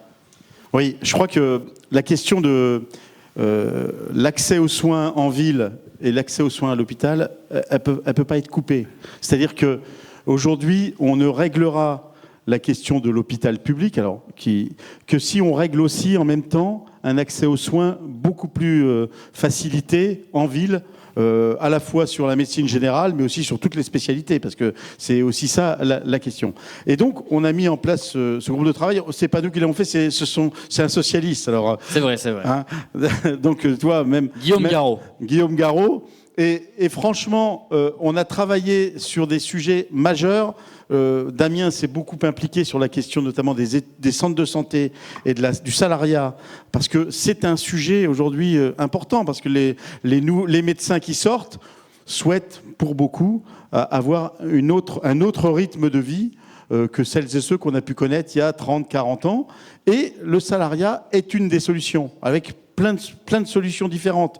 Des centres de santé qui soient municipaux, intercommunaux, parfois, comme à Vierzon, sous forme d'un groupement d'intérêt public, donc des salariés du privé, donc des centres de santé avec du salariat privé. Toutes les solutions sont possibles, mais la question de l'exercice collectif de la médecine qui permet de dégager du temps médical, c'est absolument fondamental. La deuxième chose, c'est la régulation. Parce que quoi qu'on dise, aujourd'hui, avec le nombre de médecins qu'on a, si on ne met pas de la régulation, on raconte des histoires. Et réguler quoi ? Réguler l'installation. C'est-à-dire qu'aujourd'hui, beaucoup de médecins qui sortent des études de médecine souhaitent soit rester dans les métropoles où ils ont été formés. Après, ça peut s'entendre, mais c'est quand même un peu compliqué parce qu'on a besoin des médecins partout. Soit aller dans des endroits doucereux en termes notamment climatiques. Et on a un vrai sujet. Et l'idée d'une régulation, c'est pas une régulation, c'est pas une obligation. C'est bien d'interdire les médecins d'aller là où il y en a aujourd'hui suffisamment. Et donc de leur dire, vous avez le choix d'aller partout ailleurs. Et partout ailleurs, ça fait 80% du territoire. Donc je pense qu'il y a de la place pour qu'ils choisissent et qu'on puisse sortir un certain nombre de gens, justement, un certain nombre de territoires du désert médical. Mais cette mesure, alors petit quiz, est-ce que tu sais pourquoi cette mesure, elle n'est pas passée à l'Assemblée ? Parce que Élise n'était pas là. Non. Non, parce qu'aujourd'hui, on a un lobby médical extrêmement fort. On va quand même pas raconter des histoires. Et puis, parce que le RN ne vote pas ça. C'est les 40 voix qui manquaient pour que la mesure passe. Le RN ne vote pas ça. Et c'est un sujet parce que dire qu'ils ont la liberté totale d'installation, il y a plein de professions médicales qui sont aujourd'hui régulées. Vous prenez les pharmaciens, vous prenez les infirmiers, ils sont régulés. Donc il y a un vrai sujet aujourd'hui là-dessus. Et puis il y a un dernier sujet, je l'ai dit, c'est les praticiens à diplôme hors Union européenne, sur lesquels il faut à un moment qu'on tranche et qu'on leur permette d'exercer. Et d'ailleurs, qui parfois peuvent retourner dans leur pays s'ils le souhaitent pour profiter aussi de l'expérience qu'ils auront pu avoir dans nos hôpitaux ou en ville, parce que l'idée c'est aussi que ces praticiens puissent à un moment être inscrits à l'ordre et permettre justement d'être en ville. Et je crois que c'est avec ces solutions-là, on pourrait vraiment désengorger un certain nombre de choses. Ça ne veut pas dire qu'on va tout régler, hein. Ça ne veut pas dire qu'on va tout régler, mais on est aujourd'hui devant un sujet, et puis on va se le dire, qui crée tellement de tensions, tellement de malaise, tellement d'angoisse chez nos concitoyens, que je le vois chez moi, hein.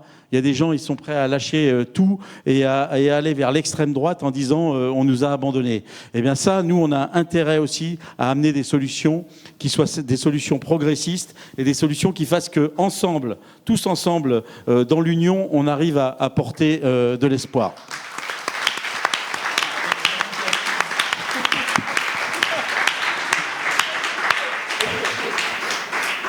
Ça va être dur de rebondir après tout ça, y compris ta petite blague, Nicolas.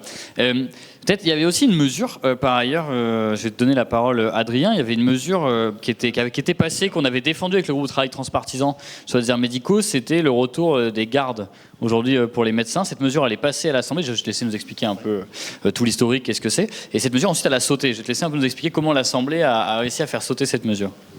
Alors, je dirais pas que l'Assemblée a réussi à faire sauter, je dirais qu'un lobby a réussi à saisir l'Assemblée. Mais tu as tout à fait raison. Aujourd'hui, on a une situation que vous connaissez. C'est le recul drastique de ce qu'on appelle la permanence des soins, tu l'évoquais tout à l'heure, c'est-à-dire en fait l'organisation de garde, c'est-à-dire de disponibilité de praticiens de santé pour les personnes qui ont le mauvais goût de ne pas tomber malade à la bonne heure. Non mais voilà, je sais qu'il y en a ici parfois qui ont un problème à 2h du matin au lieu de 18h. Bon, c'est pénible, vous pourrez faire un effort, mais on va quand même s'organiser. Pour les personnes qui ne sont pas dans les horaires de travail, eh bien, on a inventé les gardes, c'est-à-dire la disponibilité. Et se pose une question maintenant de comment on organise cette disponibilité. Il y a 3 manières de le faire, hein. La première, c'est il n'y en a pas. Vous avez un pépin à 3h du matin, tant pis pour vous, attendez 7h et rappelez. Première option. La deuxième option, c'est sur la base de volontariat. C'est-à-dire les praticiens qui souhaitent, sont disponibles, s'organisent entre eux et eh bien, assurent parce qu'ils ont fait un calendrier ensemble, ils ont fait un agenda, ils partagent ça, soit directement dans un centre de santé. Ils sont à 10, 12, ils organisent ça localement, soit au niveau départemental, comme ils veulent. Troisième option, c'est qu'il y a une obligation. Et que du coup, tout le monde doit prendre une petite part de l'obligation. Aujourd'hui, on est dans la situation numéro 2, de manière la plus massive. C'est-à-dire, 1/3 des médecins participent de garde. 1/3 organise tout l'ensemble des gardes de France. Ce qui signifie donc que si on la rend obligatoire, eh bien, 1/3 des médecins divisent par 3 leur travail de garde. Et ça me paraît, moi, être quelque chose de plus légitime, de faire en sorte que tout le monde fasse un petit peu, plutôt que de se fonder sur 1/3 qui font tout. Voilà, c'est un principe de redistribution et de solidarité, y compris entre les praticiens de santé. Et ça, c'est une disposition, effectivement, qu'on a défendue à l'Assemblée nationale, toutes et tous ici. Il y a même eu des gars de LR qui ont voté pour, des Républicains, vous savez. Mais il y a des potes de Wauquiez, quoi, pour vous dire un peu à quel niveau ça va. Non mais, des gars, ils ont vu solidarité, partage, répartition, ils ont voté. Voilà. Bon. Non mais voilà, c'est pour vous dire un peu à quel point... Des amis d'Émile Roger-Lamberty, hein, pour les locaux. Voilà, c'est ça. Donc non mais, des gens qui, certes, le midi, ils bouffent pour 2000 € aux frais de la région Auvergne-Rhône-Alpes, mais le soir, ils votent bien. Donc, il y avait au moins ce moment-là de prix, 10 minutes d'utilité dans la journée. Alors, on a eu cette chance-là de faire passer cette disposition à l'Assemblée nationale, toutes et tous ensemble, dans un front assez large, contre le RN. Le RN, qui, bon, la moitié n'ont pas compris de quoi ils en sortaient, et puis la deuxième moitié se sont dit non, mais c'est très bien comme ça, les médecins doivent s'organiser librement, comme ils peuvent, c'est-à-dire 1/3 surchargé, les 2/3 ne le font pas. Donc ça a été adopté, voté. On est ressorti quand même plutôt content. On s'était vu à la sortie, tout le monde était ravi en disant on a gagné ça, c'est chouette, c'est vraiment quelque chose qui va changer la vie dans plein de territoires, de s'assurer que toutes et tous on a une disponibilité, on a des praticiens prêts à nous prendre en charge, nous soigner lorsqu'il y a un pépin qui arrive de manière impromptue. Et quelques semaines plus tard, se produit ce qu'on appelle une CMP dans le jargon barbare du monde parlementaire. CMP, ça veut dire quoi? Ça veut dire commission mixte paritaire. Alors c'est pas le bon paritarisme, c'est pas 3/4 de salariés, 1/4 de patron. C'est paritarisme, moitié de députés, moitié de sénateurs. Ça commence déjà un peu moins bien généralement. Donc une moitié de députés, une moitié de gens de droite. Donc on se réunit dans cette commission mixte paritaire. C'est pas vrai, il y avait 2 socialistes. Bon. Et j'ai entendu un mec qui a rigolé de manière un peu taquine là-bas. Bon, donc commencez pas. Non, mais en plus des socialistes, on était d'accord avec eux. Ils étaient d'accord avec nous. Je veux dire, il y avait une alliance de gauche assez générale. Il y avait aussi un élu du MoDem qui était d'accord avec nous. Donc, vous voyez, c'était pas que gauche-droite, quoi. C'était vraiment... c'était assez large. Et, oui, il y avait Damien MoDem. Bon, enfin, comme ça, je vous traduis. Non, parce qu'en fait, ils font des blagues dans mes oreilles pour me déconcentrer. Donc, vous en prenez une petite partie, hein. Parce qu'il y a la permanence des soins, mais moi, j'ai la permanence des blagues, si vous voulez, avec les 3 autour de moi. Donc, c'est un peu compliqué aussi. Et on est un tiers à tout faire. Donc, on est dans une commission mixte paritaire. Commission mixte paritaire dans laquelle il y a 2 tiers de médecins.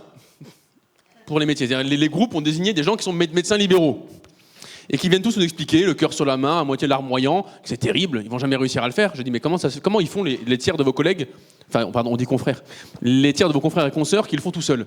Ah mais ils ont choisi. Mais peut-être qu'ils ont choisi, ils pourraient choisir d'en faire moins. Ah bah non, parce que s'ils font moins, du coup les gens ils pourront plus être pris en charge. Bah alors du coup t'es en train de m'expliquer qu'il faudrait que tout le monde le fasse un petit peu. Bon donc une discussion qui s'en mêle comme ça pendant 2 heures et à la fin on se fait battre à 2 voix près quoi. Sur ce truc-là.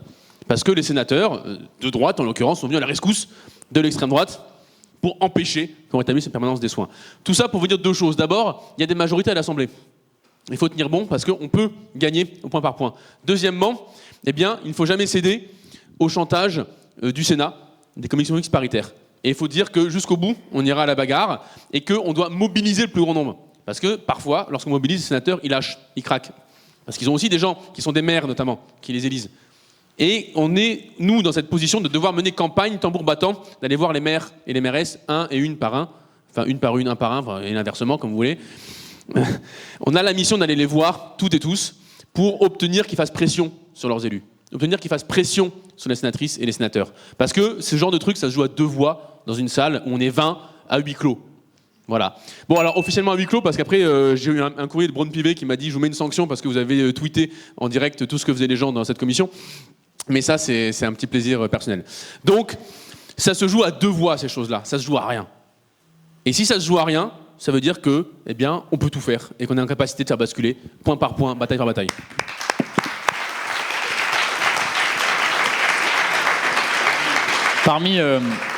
Parmi les choses qui ont pu basculer, justement, Élise, l'Assemblée nationale s'est prononcée il n'y a pas si longtemps. On a réussi à faire voter au Sénat puis à l'Assemblée le fait qu'il y ait que la Haute Autorité de Santé travaille sur des ratios aujourd'hui, c'est-à-dire qu'il y ait un nombre maximum de malades par soignant. Est-ce que toi, tu peux me dire en quoi ça pourra changer la vie pour tes ex-collègues, par exemple? À la question piège. Oui, c'est vrai que ça a été voté il y a quelques semaines, 3 semaines à l'Assemblée. Ça, c'est assez récent. Vous avez dû suivre ça. L'idée, c'est de ne pas avoir justement, c'est qui évoquait juste à l'heure les effectifs, là, la difficulté des effectifs. Vous étiez 9 pour 7 pour 5. C'est ça. Ou même quand vous êtes plus, on vous dit vous êtes. C'est ça. Après, c'est pour éviter ces situations dégradées et s'assurer du coup qu'il y ait toujours un effectif. Alors aujourd'hui, on l'appelle de sécurité, mais qui soit plus à la hauteur. Après, la PPL, elle n'est pas là non plus parce qu'il y avait des craintes évidemment, parce que comment on fait quand on manque de soignants pour respecter ces effectifs-là. Mais c'est pour ça qu'il y a un travail local où on fait en fonction des besoins. Mais en tout cas, c'est une avancée dans la philosophie déjà, dans l'initiative, et que ce soit voté par l'Assemblée, c'est une avancée de prise en compte de la situation et de pouvoir se dire que potentiellement ça peut éviter de faire partir des collègues et peut-être d'en faire revenir en se disant je ne serai pas tout seul au boulot Et voilà. Et aussi sur toi, donc tu bossais en pédopsychiatrie. Qu'est-ce qu'on pourrait faire aussi, parce que la psychiatrie, c'est vrai que je pense que c'est un peu l'oublié du livre où vous ferez remonter à l'auteur. C'est parce que c'était pas forcément le sujet sur lequel l'auteur travaillait, mais il n'empêche que toi, tu as beaucoup travaillé sur la psychiatrie. Je pense que ça peut être l'occasion d'ouvrir un peu aussi là-dessus. Toi, qu'est-ce que tu as vu sur le sujet et en quoi qu'est-ce qu'on pourrait améliorer aussi pour la situation de tes ex-collègues en psychiatrie? Beaucoup de choses, parce que la situation, elle est vraiment très, en effet, désastreuse, et on touche en plus un sujet où les politiques publiques ont aussi un regard particulier sur la psychiatrie, qui font qu'aujourd'hui, les réponses, elles ne sont pas du tout dans le soin et la prévention, mais plutôt dans la répression et dans le côté sécuritaire des choses. Donc on part de très très loin. Il y a la question de la formation des professionnels, mais surtout il y a la question on parle des médecins généralistes, des psychiatres, il manque cruellement de psychiatres. On a manqué d'anticipation. C'est le problème de la France, mais comme pour les médecins généralistes, en fait, c'était quand même pas compliqué il y a 30-40 ans de se rendre compte qu'il y aurait des départs en retraite à venir à peu près au même moment et qu'on forme personne. La psychiatrie, je crois que c'est la discipline la moins sollicitée par les internes. Donc il y a un vrai sujet d'attractivité et de formation, mais aussi je pense c'est pas une mesure simple, et pour moi, mais je pense que c'est le cœur pour moi du changement du système. C'est le regard qu'on pose et le système qu'on doit changer. En France, on soigne, on ne prévient pas. Donc déjà, si on mettait aussi beaucoup d'argent public aussi dans la prévention, on pourrait aussi avoir moins besoin de soigner. Et puis de réécouter les soignants. La psychiatrie paye aussi le changement de gouvernance, où ce sont des personnes qui sont complètement déconnectées du système qui prennent les décisions. Donc on réécoute les soignants et les médecins qui savent de quoi ils parlent. Et pour l'histoire, la T2A dont tu parlais tout à l'heure, Nicolas, qui est la tarification à l'activité, est en train d'être réduite à l'hôpital, mais en psychiatrie... On sait que ça n'a pas marché à l'hôpital pour les services de santé classiques, et donc on l'a mise en place pour la psychiatrie il y a 2-3 ans, parce qu'on s'est dit que c'était une bonne idée. Vu que ça avait bien détruit l'hôpital public, allons-y jusqu'au bout. Pour la petite histoire, elle a été mise en place il y a après 2-3 ans. Enfin, ils sont en train de la mettre en place il y a 3 ans, ils l'ont actée. Mais il y a 4-5 ans, Emmanuel Macron dit qu'il fallait sortir du tout tarification à l'activité. C'est-à-dire qu'il dit que ça marche pas, mais on le met quand même pour la psychiatrie. Alors, il faut savoir que sur la psychiatrie, en termes financiers, c'est le secteur qui est excédentaire pour une raison simple, c'est qu'il n'y a pas assez de soignants. Donc en fait, les budgets ne sont pas consommés, il faut le savoir, puisque c'est encore sous forme de mission d'intérêt général, donc de crédits délégués, et pour une grosse partie encore. Et ça, faut savoir que comme il n'y a pas assez de soignants, ça fait des excédents, mais c'est pas pour ça qu'on prend en charge les patients. Donc c'est complètement incroyable. Sur l'hôpital public, la psychiatrie est la seule ligne qui est en excédent. Parce que justement il n'y a pas assez de soignants, donc on ne prend pas tous les patients, mais il y a quand même les crédits qui sont délégués dans les hôpitaux psychiatriques. Système complètement dingue. Peut-être je vais vous laisser à tous les trois maintenant avoir un petit mot de conclusion. Peut-être je vais commencer par toi Adrien. Quel est le message là que tu as envie de donner aux gens maintenant que tout le monde est un peu averti sur le sujet, maintenant que tout le monde est conscient, qu'est-ce qu'il faut faire là ? Si les gens doivent rentrer chez eux avec une idée. Bon, il faut aller sur le marché et choper les macronistes, quoi. Non. Non, mais toi, j'ai vu que t'allais répondre directement. Non, je pense que c'est important d'avoir un projet, une idée claire des choses. La Sécu, c'est pas un bilan comptable, un fichier Excel. La Sécu, c'est du pouvoir. C'est notre pouvoir à nous, sur notre argent à nous. Point. Voilà. Et si vous avez ça en tête, vous ne vous ferez jamais blouser par un macroniste ou un type d'extrême droite. La Sécu, c'est votre argent qui est mis en commun dans des caisses et qu'on gère ensemble. Et tant qu'on n'a pas réussi à revenir à ça, c'est-à-dire à gérer directement notre argent, nous, eh bien tout ce qu'ils feront, eux, ce sera légitime. Et donc, pour moi, cette exigence, elle est là. Elle est de bien comprendre ce qu'ils font déjà avec notre argent pour le reprendre en main directement. Et le reprendre en main, ça veut dire des élections à la Sécu pour élire nos représentants qui gèrent directement notre argent. Un point, c'est tout. Élise.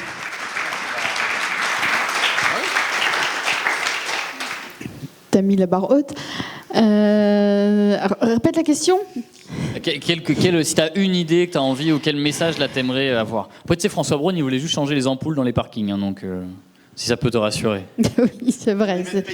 Pour mettre les parkings payants après. Ouais, mais ça, on revient dessus, je crois, non ? Non, mais peut-être quand même donner un peu de visibilité, parce qu'on était quand même sur la victoire sur les ratios. Peut-être qu'on va en avoir une bientôt quand même, parce que cette fameuse proposition de loi sur la régulation et de l'installation des médecins devrait revenir à l'Assemblée nationale, du coup, dans le cadre transpartisan. C'est en tout cas le travail qui est fait par le groupe, donc d'une grosse PPL de 20 articles pour la faire passer dans une semaine transpartisane. Elle est arrivée à 4-5 articles, mais on a gardé l'essentiel, et notamment la régulation et l'installation des médecins. Et donc ça devrait revenir à l'Assemblée au mois de... C'est quoi le projet? Avril, mai, juin? Bon, avant l'été. Avant l'été, donc là, il y a un gros coup de pression à remettre aussi aux députés RN, de les mettre face à leurs responsabilités, à leur double discours sur le terrain. Moi, je l'ai vu, cet été, la candidate RN, voilà, qui parlait des déserts médicaux et Élise tout ça. a battu Marie-Caroline Le Pen, la sœur de Marine Le Pen, quand même. C'est elle qui a le secret pour battre Le Pen. Et qui, elle, la seule solution pour lutter contre les déserts médicaux, c'était de faire revenir les médecins retraités, quoi. Et à côté, ils votent pas pour la régulation des médecins, quoi. Donc, je pense que cette proposition de loi, c'est une perspective proche qui peut donner un peu de baume au cœur. Et enfin, Nicolas, tu as la conclusion des invités. Alors, d'abord, remercier Damien, tous ses militants, toutes les personnes qui sont venues. Vous inviter à lire le livre. Et j'ai quand même une toute petite déception sur le livre. C'est que Damien parle de maternité sauvée, il parle de Carhaix, il parle pas de Vierzon. Et moi, je vais vous parler de Vierzon. Parce que il faut savoir que ça a été un sujet majeur en 2018-2019, puisqu'ils ont voulu fermer la maternité à Vierzon, et qu'on s'est battu comme des chiffonniers, je le dis, avec des méthodes qui aujourd'hui nous vaudraient peut-être d'être pris dans le cadre des militants, vous savez, dans les lois qui aujourd'hui sont en vigueur. Et je pense qu'on ferait plus que de la garde à vue. Mais en tout cas, on a réussi à sauver la maternité en rassemblant tout le monde, les usagers, y compris celles et ceux qui ne pouvaient plus faire d'enfants, les soignants, les élus locaux, et on s'est battu énormément. Et donc moi, si j'ai une chose à vous dire, c'est que c'est votre santé, la santé, c'est vraiment ce qui fait qu'on va faire société. Donc ne lâchez rien là-dessus, ne donnons pas au privé la possibilité de mettre des coins toujours tant et plus sur notre santé publique. Et donc la seule chose que je veux dire, c'est 1, se battre, 2, se battre dans l'union, parce que c'est comme ça qu'on gagne. Je vous remercie.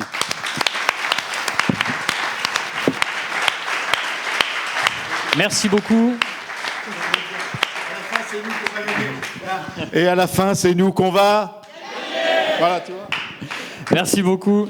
Merci beaucoup Nicolas, merci Élise, merci Adrien. Vous l'avez compris, le message il est assez clair. D'une part, partout autour de vous, parlez des sujets de santé, politisez les gens, discutez avec eux, votez bien, syndiquez-vous si vous le pouvez et mobilisez-vous. Et à la fin, on va y arriver et on finira par décrocher toutes ces victoires. Merci beaucoup.